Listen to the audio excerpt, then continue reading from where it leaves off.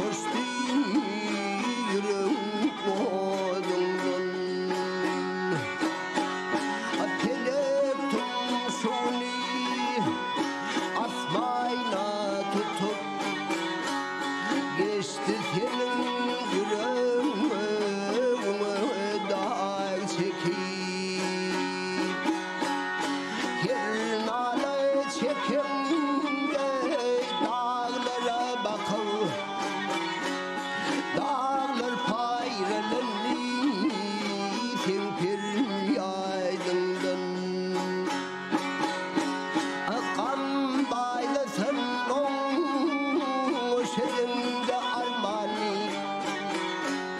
Pelek bir bakmadı yeli dirmani Zamanı zalimdi Oli pirmani Saklasan da çarşamadı baydının Yanın gariplerin ağır haline Yanın ilungunun sunmak baynına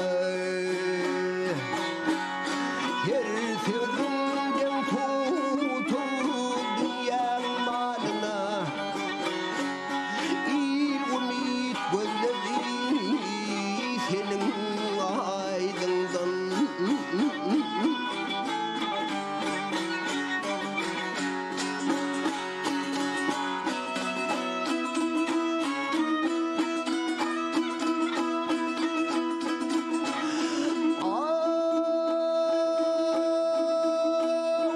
Şahirim senin dünyan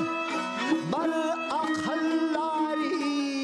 okuyar kitabın halkların bari Görsedim vatanına bulbulvari Dörerdi desanır boğun çaydından Çağır gelsin yendi sevgi sana Yetirin boyuna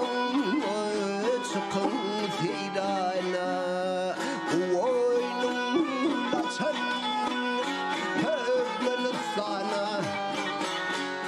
Gamgısaylar çıkıp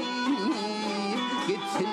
yaydından Dutarım dil açsın sen şöhraytın